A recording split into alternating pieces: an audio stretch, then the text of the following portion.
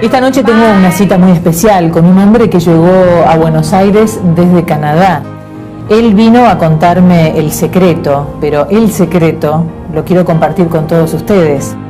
El secreto, como ustedes saben, es este libro, uno de los libros más vendidos en todo el mundo, y Bob Proctor, uno de los autores de este libro, está en Buenos Aires por estos días dando seminarios, dando charlas, haciéndonos entender cuál es el secreto. Y esta es la pregunta con la que empezamos esta cita.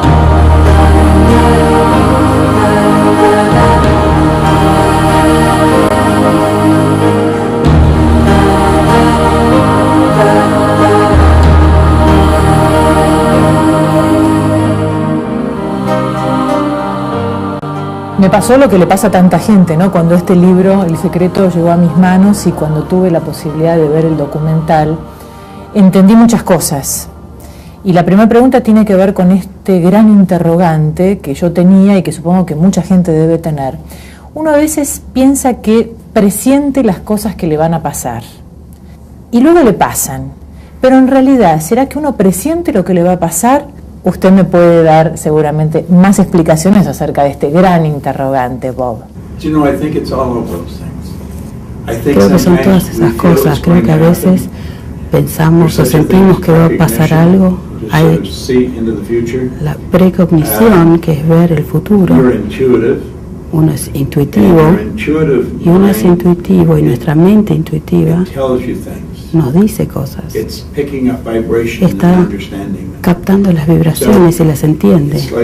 De modo que es como si uno fuera a llamar a alguien por teléfono y uno está del otro lado, pero no hay accidentes en el universo. A veces es nuestro propio pensamiento que genera estas cosas. Lo único que podemos atraer para nosotros, hacia nosotros, es las cosas que están en armonía con nuestra vibración. Entonces, a veces sí, tener este presentimiento es porque las cosas no son sorpresa. ¿Cuándo tiene su primer acercamiento a entender cómo funcionaba la ley de atracción? ¿Le pasó algo a usted en su vida que empezó a introducirlo en este tema? Bueno, toda nuestra vida estaba cambiando, mi vida estaba cambiando y no entendía qué pasaba. Yo empecé a leer un libro de Napoleon Hill. Yo estaba en la pobreza y estaba triste y no creía que mi vida podía cambiar. Pero conocí a una persona y me lo explicó muy simple. Me dijo, tu forma de hacer las cosas no está funcionando, y la mía sí, porque no intentas hacerlas como yo. Me dio este libro y me dijo, haz exactamente lo que te dice el autor, aunque no lo creas, hacelo igual. Y mi vida empezó a cambiar rapidísimo. Mis ingresos pasaron de 4.000 por año a más de 100.000, después a 1.000.000. Todo comenzó a cambiar y yo no entendía por qué, no entendía qué estaba pasando. Uno puede trabajar con las leyes o estar bajo las leyes y no saberlo. La mayoría de la gente no entiende cuáles son estas leyes que se aplican a ellos, ni entienden la ley de la atracción. Cuando una persona deliberadamente empieza a funcionar en armonía con estas leyes, empiezan a pasar muchas cosas muy rápido. Yo creo que realmente tenemos que estudiar, entender estas leyes que operan en el universo y tratar de que nuestra vida quede en armonía con estas leyes. Desafortunadamente, muchas personas que leen el libro no entienden qué es lo que pasa, y todo lo que no entendemos como seres humanos empezamos a criticarlo, a ridiculizarlo, en lugar de tratar de entenderlo verdaderamente. Estamos programados en pensar por qué las cosas no pueden funcionar, en lugar de focalizarnos en cómo sí van a funcionar. Toda la gente que tiene éxito sigue el mismo camino. Hay patrones hacia el éxito. Y estos pueden tener diferentes vocaciones, pueden estar en diferentes lugares, en diferentes culturas, pero toda la gente exitosa sigue el mismo patrón. Tienen una imagen de lo que quieren y se pegan a esa imagen, hacen lo que les gusta. Y las cosas empiezan a ocurrir de acuerdo a estas leyes. Quiero hablar sobre las creencias, sobre la fe, porque acá se habla mucho del universo. Y hay mucha gente que prefiere hablar de Dios o de dioses, o enfocarse en religiones. ¿Qué relación ve usted entre la ley de atracción y las creencias religiosas? Bueno, se estima que entre 200 y 300 millones de personas fueron impactados por el fenómeno del secreto en todo el mundo.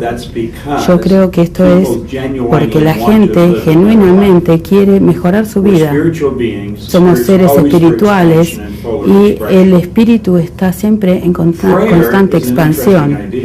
La oración es una idea muy interesante, es un movimiento que se da entre el espíritu y lo que tenemos dentro. La mayoría de la gente reza solamente cuando algo anda mal, cuando algo sale mal, en lugar de tratar de entender que si gobiernan su vida a través de la oración, tendrían una vida espectacular, porque tendrían la imagen en su cabeza de lo que quieren. La imagen que uno tiene en la mente pasa a la forma. Esta es una de las leyes del universo, la transmutación perpetua. Tenemos la habilidad de estar en una forma espiritual y construir la imagen de lo que queremos.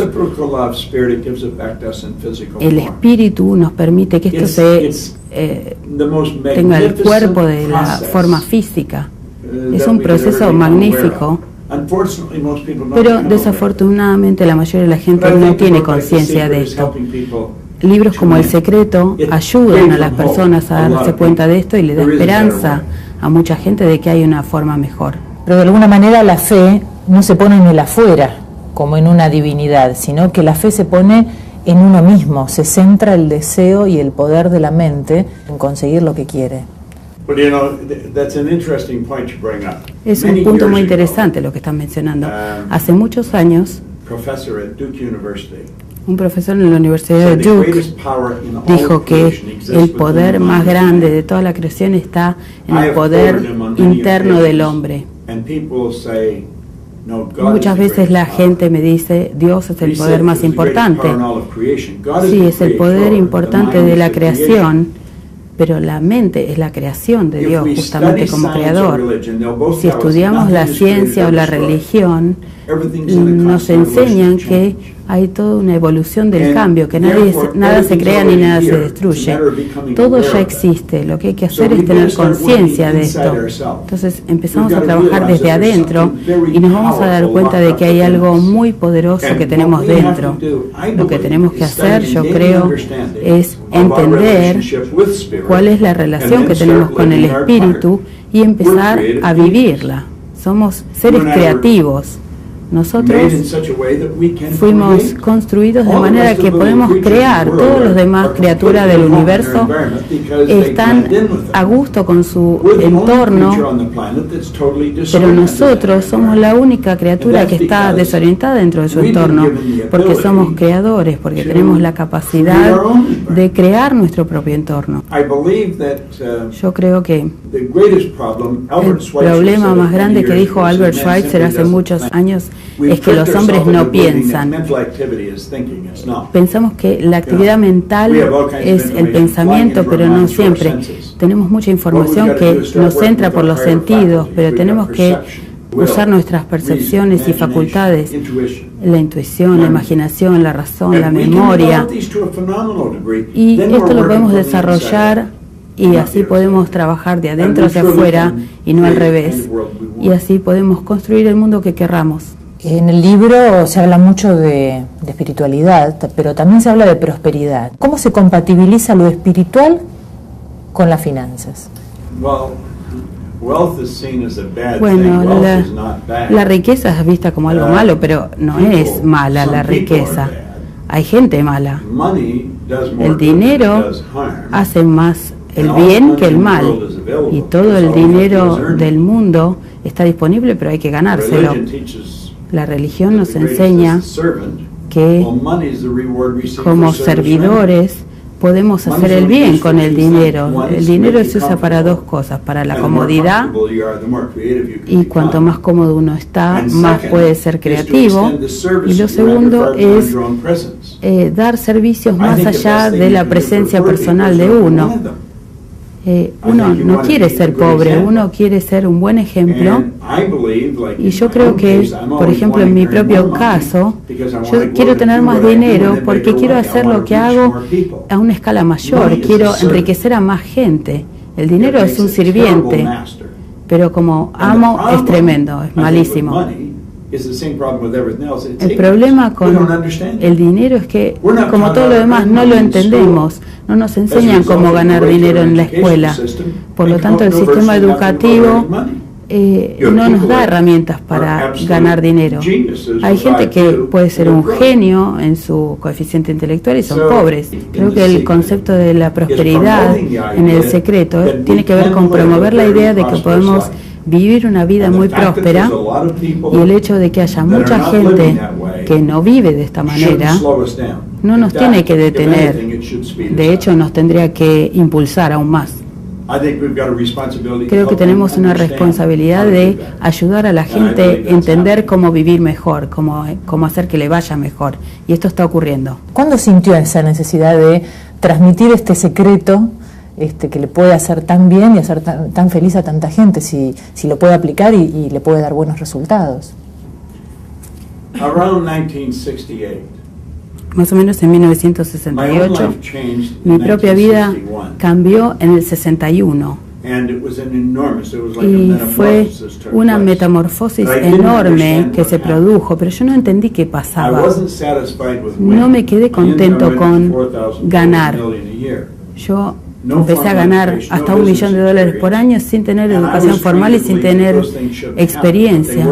Y a mí me enseñaron que no debían ocurrir estas cosas, pero me estaba pasando a mí. Entonces, en mi cabeza dije, bueno, yo quiero entender qué es lo que está cambiando.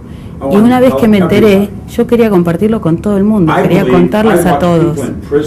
Yo empecé a ver que la gente en las prisiones podía cambiar su vida, gente enferma, chicos que les iba mal en la escuela.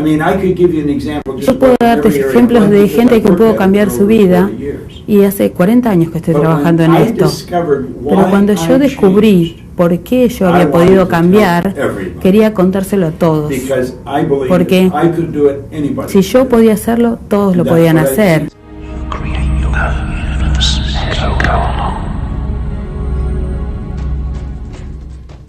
Siempre se dice que hay que tener mucho cuidado con lo que uno piensa, ¿no? Porque puede aparecer en nuestra vida, y muchas veces tenemos pensamientos negativos. Yo trabajo en noticias y vivo contando cosas negativas con una energía muy oscura, muy negativa, y todos esos pensamientos y esa difusión de cosas negativas generan más cosas negativas según la ley de atracción, ¿no?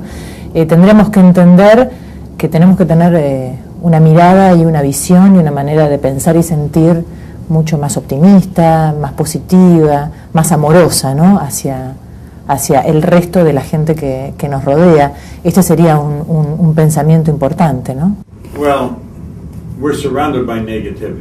Estamos rodeados de negatividad, esto no hay duda, sí. Los diarios, las revistas, la televisión, si dieran noticias positivas nadie las miraría.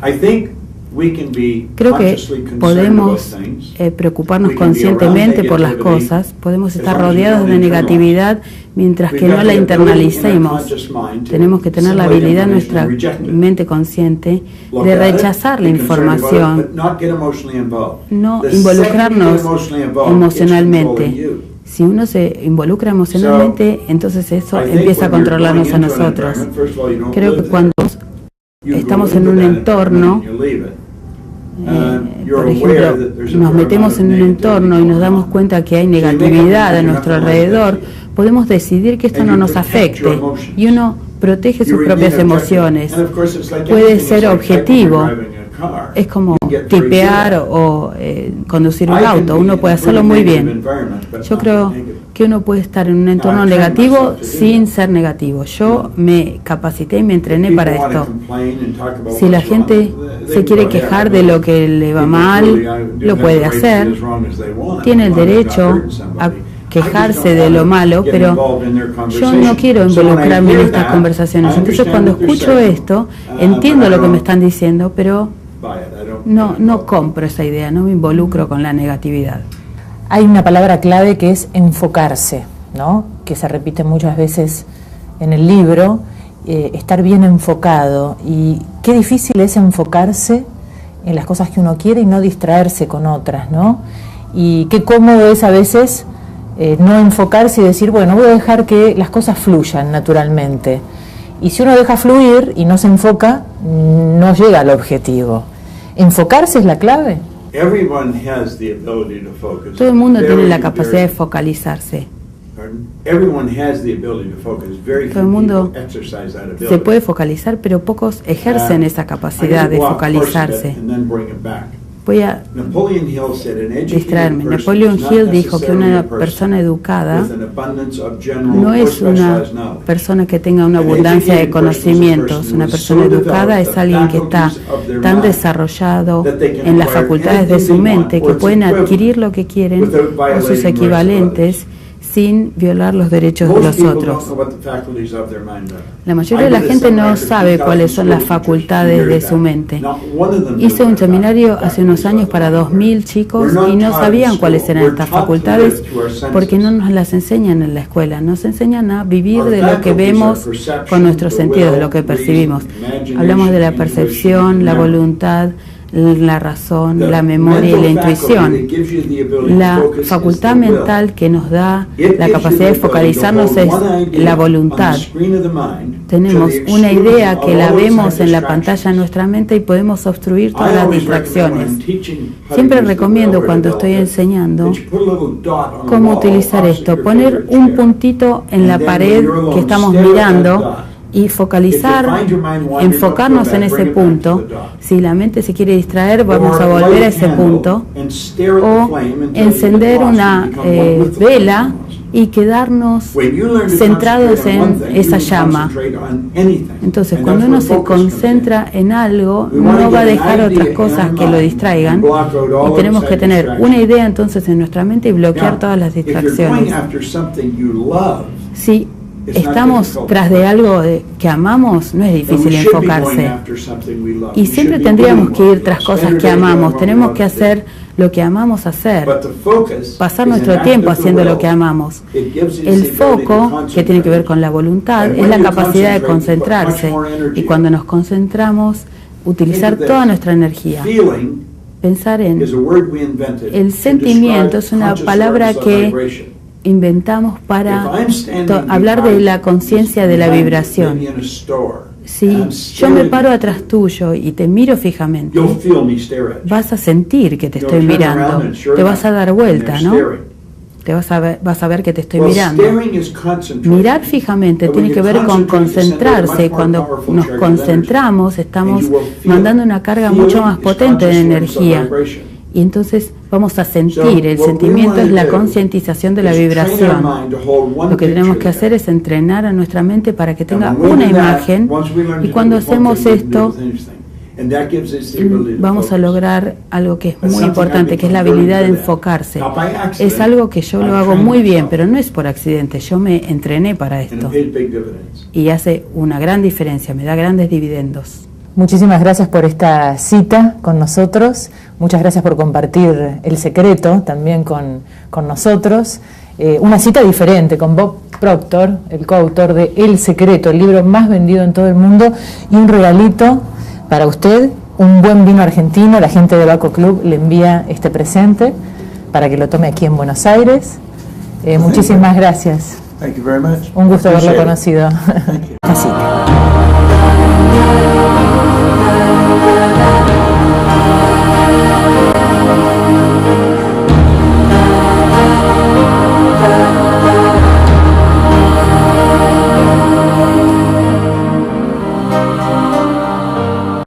Me pasó lo que le pasa a tanta gente, ¿no? Cuando este libro, El Secreto, llegó a mis manos y cuando tuve la posibilidad de ver el documental, entendí muchas cosas.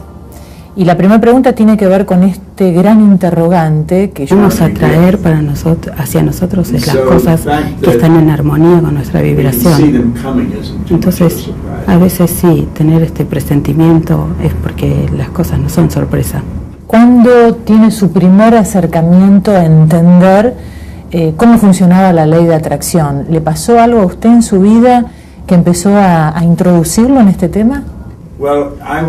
Bueno, toda nuestra vida estaba cambiando, mi vida estaba cambiando. Esta noche tengo una cita muy especial con un hombre que llegó a Buenos Aires desde Canadá. Él vino a contarme el secreto, pero el secreto lo quiero compartir con todos ustedes. El secreto, como ustedes saben, es este libro, uno de los libros más vendidos en todo el mundo, y Bob Proctor, uno de los autores de este libro, está en Buenos Aires por estos días dando seminarios, dando charlas, haciéndonos entender cuál es el secreto. Y esta es la pregunta con la que empezamos. Uno es intuitivo, y uno es intuitivo, y nuestra mente intuitiva nos dice cosas. Está captando las vibraciones y las entiende. De modo que es como si uno fuera a llamar a alguien por teléfono y uno está del otro lado, pero no hay accidentes en el universo. A veces es nuestro propio pensamiento que genera estas cosas. Lo único que yo tenía y que supongo que mucha gente debe tener, uno a veces piensa que presiente las cosas que le van a pasar y luego le pasan, pero en realidad, ¿será que uno presiente lo que le va a pasar? Usted me puede dar seguramente más explicaciones acerca de este gran interrogante, Bob. Creo que son todas esas cosas. Creo que a veces pensamos o sentimos que va a pasar algo. Hay la precognición, que es ver el futuro.